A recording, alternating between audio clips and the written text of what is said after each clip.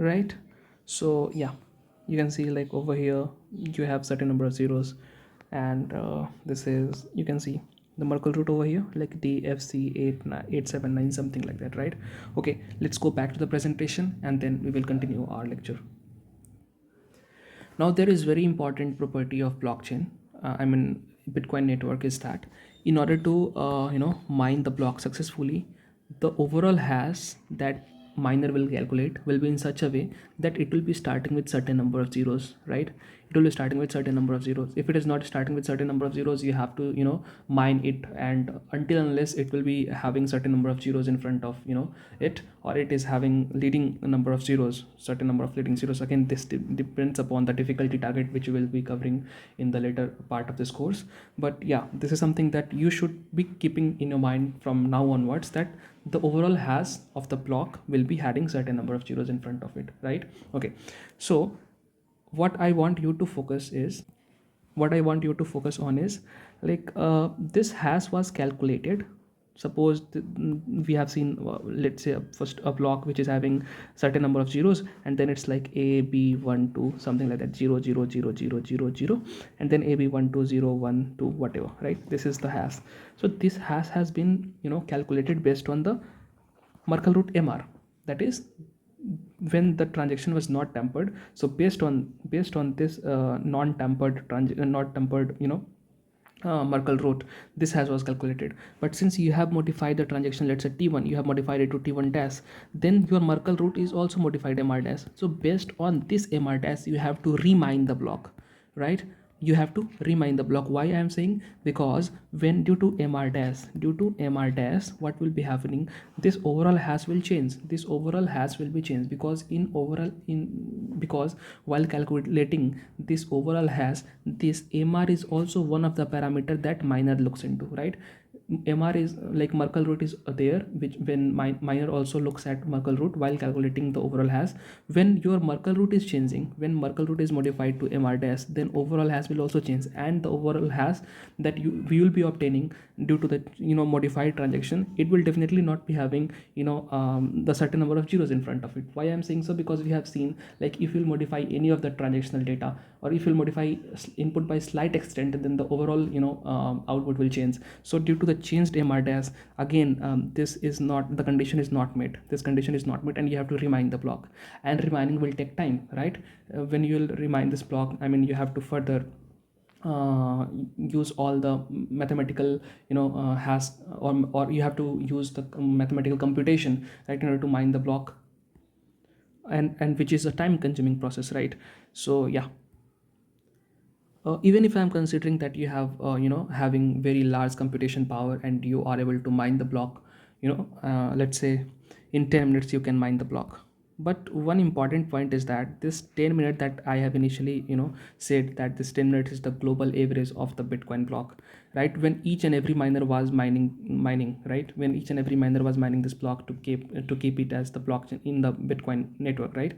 But you are the only one, adversary is only changing this transaction. I mean, the change transaction is going to be remined by this adversary. So it will further take I guess more than 10 minutes, because 10 minutes was the global average, right, when each and every miner was mining. But here this adversary is alone, right, and he has to remine this block. Then obviously the time that is required will be more than 10 minutes. Still, considering that he is having very large computation power, and he is going to mine the block in 10 minutes, then what will happen? We will see that.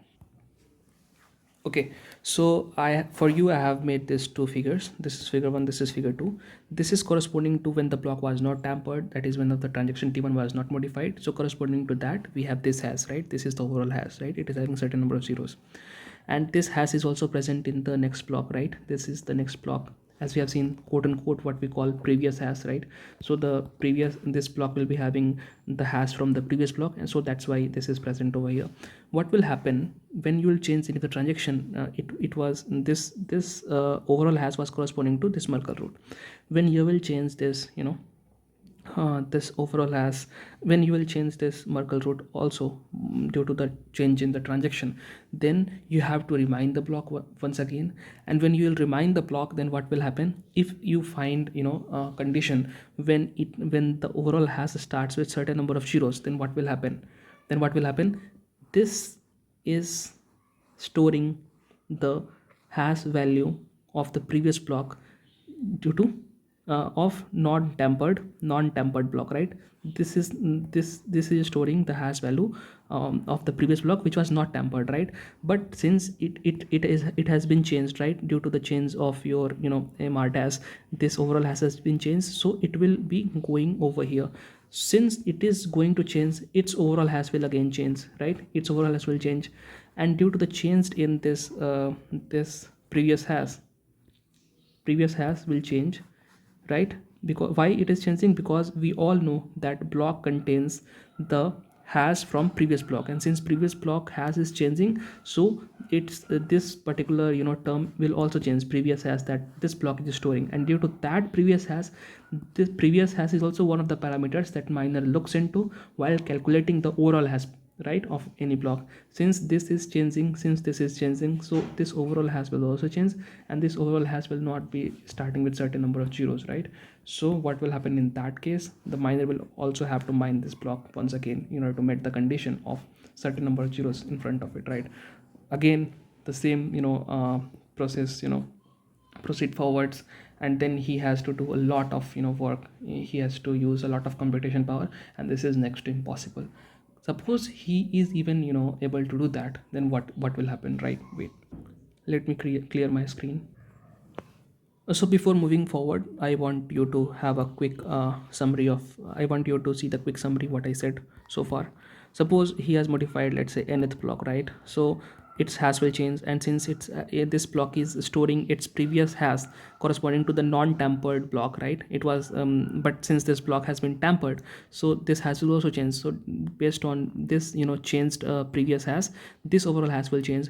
And due to that, miner will also have to mine this block, I mean adversary has to mine this block once again, and due to that its hash will change, and this process will repeat on and on, right? So this is something that I wanted you to know. And in that process, he will have to spend a lot of computation power, and a lot of time will be spent. But we all know that there are several nodes in the Bitcoin network, right? There are several nodes in the Bitcoin network. Wait, let me clear this.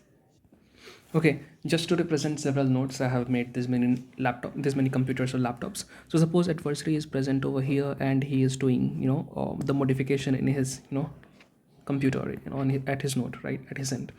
So he is doing any modification at his computer only. There are several computers that are part of the network, right? Suppose there are 100 computers in this network, and he is doing modification in one laptop, or is one computer only. What will happen, this 99 nodes are non-malicious, and this 99 nodes are authentic.